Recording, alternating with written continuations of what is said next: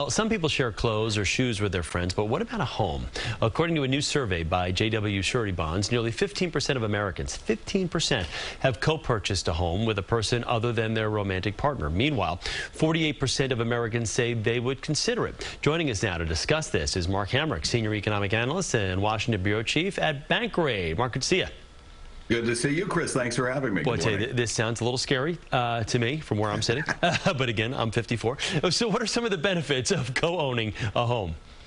Yeah, this is an interesting one because, we're in the situation where more than half of aspiring homeowners tell Bankrate that they can't afford a home right now, and that's because of high mortgage rates and the consistent rise in home prices we've seen. So we're hearing from this report that about 15% of home sales are by non-romantic partners. The punchline there would be, well, were they married anyway? That's another story.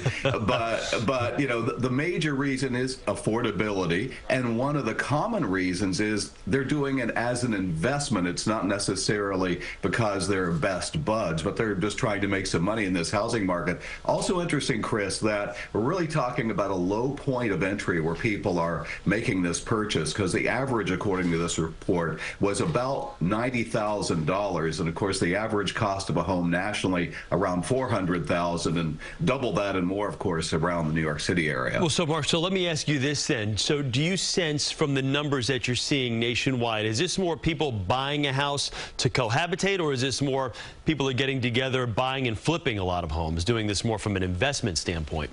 Well, let me put it this way. I would be a bigger fan of it from an investment standpoint than I would say, oh, my poker buddy and I are going to go in on a house just because we don't want to buy a house or can't afford it individually. And a majority of those responding to this survey did indicate it was primarily an investment consideration. And that makes some sense. Over the long term, a house can be a good investment. Where I worry about this is where a friendship goes awry, right? Because then you've got legal entanglements, and you really do need to think when you're first of all considering affordability that you're going to need to pay an attorney to get all this straightened out, going to need to title the property properly to make sure that the ownership is defined in the way that you intend. It's an option, and as you said, it's a little scary. Yeah, this pratfalls with everything, and that was why I said at the very beginning this makes me a little reticent, because I do know some builders that I'm close with that have had issues like this where they've gone into business with someone else and then the relationship goes sideways, and then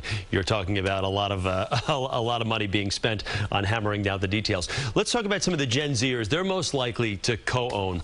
Why are we seeing the younger generation kind of adopt this concept? I think it's the desire to have entry to home ownership, and it still is the American dream. We've surveyed this over time. It still is sort of the #1 way that people define that. And let's face it, there has not been a great deal of certainty, unless you're one of the people that has a rent-controlled apartment around New York. There's no certainty about having predictability in rent. And so if you can lock some of these things down with a known monthly payment, you may have some variability with property taxes and insurance. It's a way of having some more certainty about your commitment with housing costs, which make up a big part of our budgets. All right, so Mark, I want to ask you this question, and this is kind of a hot button issue here. We talk about mortgage rates. You alluded to those still being very high considering where they were 4 or 5 years ago. Let's talk about people who want to get into the housing market on a more traditional sense. What do you foresee this year's economic outlook as far as home ownership looking like to people out there that are prospective buyers?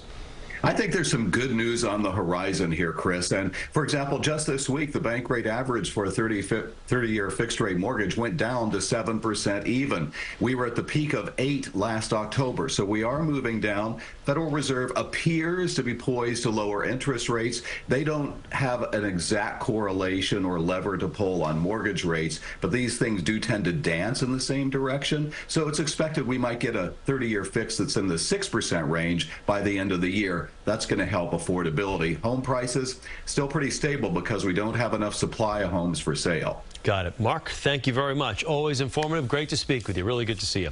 Thank you, Chris. Mark Hamrick, our Senior Economic Analyst and Washington Bureau Chief at Bankrate. We'll talk with you soon.